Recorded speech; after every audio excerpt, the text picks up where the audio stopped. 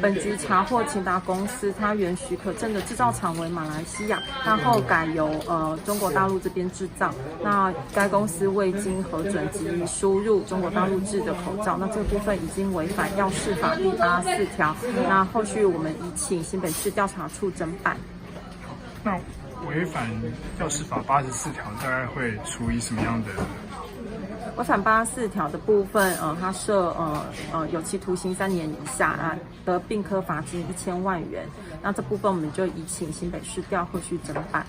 那我们大概是在就是多久之前，然后是怎样来发现有这个情况？大概在9月初的时候，那中央他们有提供一些就是边境输入异常量的高风险的名单，那我们是中央跟地方一起共同合作，那也会同了新北市调处针对于这些违规业者进行清查，那有查到秦达公司它原许可证为马来西亚的产品，那在未取得许可之前，即从中国大陆这边进行输入，那违反84条的部分，我们后续已请新北市调做侦办。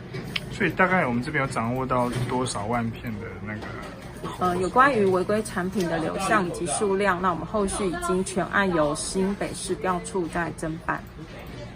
今天国民党启动食安联署公投，杨志良批评你这个老弟不怎么样，有要回应吗？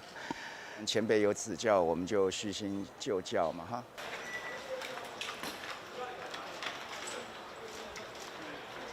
部长，今天国民党启动食安联署公投，杨志良批评你这个老弟不怎么样，有要回应吗？没有了，我想要公投联署或什么，这我们都尊重了哈。不过我还是觉得这是一个科学的问题了哈。那第二个，当然前辈有指教，我们就虚心就教嘛哈。如果这样选的话，会觉得蒋万安会是一个强劲的对手吗？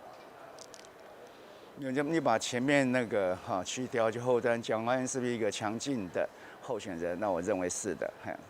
蒋万安有说，等开议后特别提出要来跟您，就是在委员会上切磋一下食安议题。那我们当然是欢迎嘛哈，这委员有指教，那我们可以互相对谈，好，那把道理能够越讲越清楚，让人民都明白哈。是有点已经是前哨战的感觉。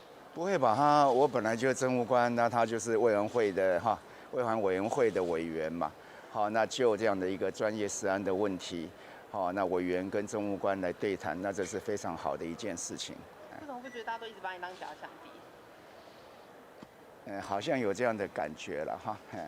我想问一下疫苗，就是您说我们有等的本钱，是基于什么样的理由这样讲？但这样讲是不是有点消极呢？我们会不会有些积极的作为？现在我们的积极作为都持续嘛哈，不管我们是各个厂牌的一个预购，那最重要的一个国际的平台 COVAX。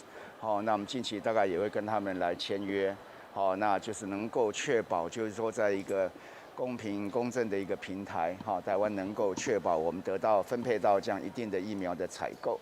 然后第二个，我们国内的相关的这些疫苗的进行也都相对的顺利，我们也抱以期待。